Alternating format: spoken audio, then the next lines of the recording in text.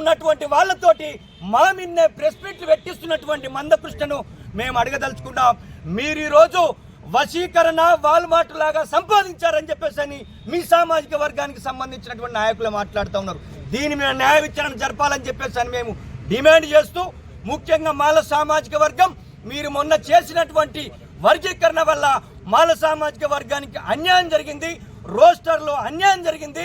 రేపు గ్రూప్ 1 కానీ గ్రూప్ 2 కానీ టీచర్ ఉద్యోగాలలో కానీ ఎంబీబీఎస్ సీట్లో కానీ బీటెక్ సీట్లలో కానీ మాల సామాజిక వర్గానికి అన్యాయం జరిగేటువంటి పరిస్థితి ఉంది. కాబట్టి మొత్తం కూడా తెలంగాణ అంతా తిరిగి మా విద్యార్థులను సమీకరించి ముఖ్యంగా మార్చి ఫస్ట్ వీక్లోనే మాలల విద్యార్థి గర్జన ఈ ఉస్మానియా యూనివర్సిటీ వేదికగా నిర్వహించబోతున్నాం.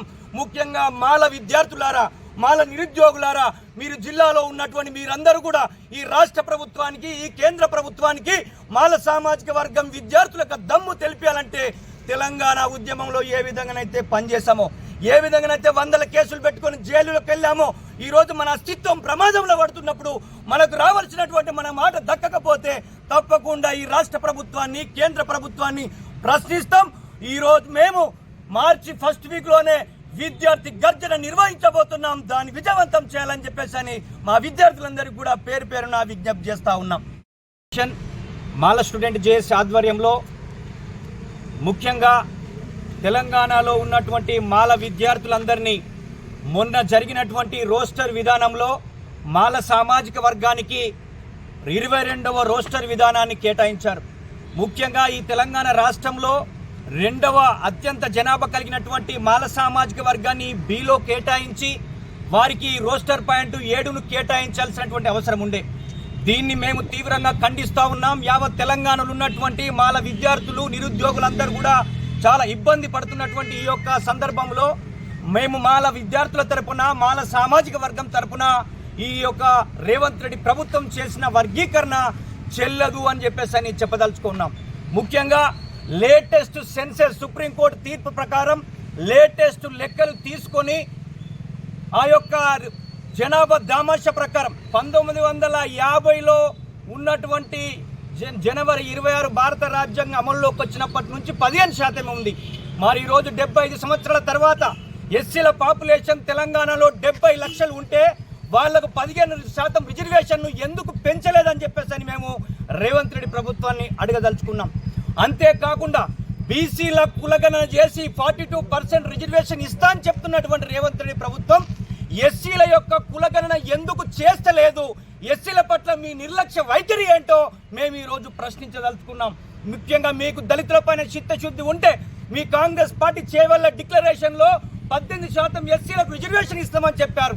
మేము మాల సామాజిక వర్గానికి సంబంధించిన విద్యార్థులుగా, యువకులుగా ఒక డిమాండ్ చేస్తూ ఉన్నాం. ఈరోజు జనాభా మాది 22% పెరిగింది.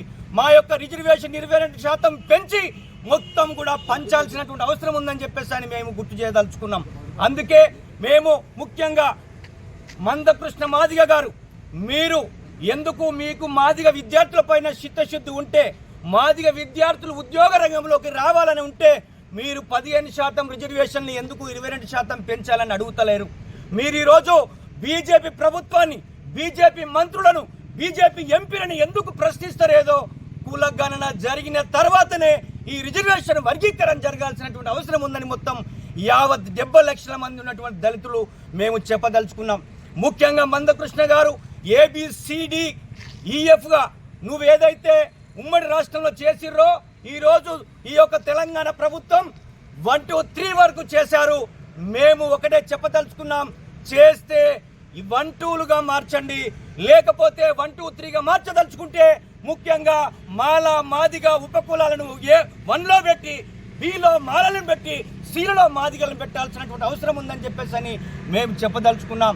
ముఖ్యంగా ఈ తెలంగాణలో ఉన్నటువంటి మా విద్యార్థులను ఏకం చేయడానికి, ఈ రిజర్వేషన్ వర్గీకరణ జరిగినటువంటి తీరును ఎండగట్టడానికి, ముఖ్యంగా దళితులపైన మీకు చిత్తశుద్ధి ఉంటే, దళితులు అభివృద్ధి చెందాలని మీరు అనుకుంటే మాత్రం మీ యొక్క చేవెళ్ళ డిక్లరేషన్ అన్న చేయండి, లేకపోతే 2025 లేటెస్ట్ సెన్సస్ ప్రకారం లెక్కలు చేసిన తర్వాతనే ఈ వర్గీకరణ చేయాలని చెప్పేసి మేము ఈ రాష్ట్ర ప్రభుత్వానికి డిమాండ్ చేస్తా ఉన్నాం. ముఖ్యంగా బీజేపీ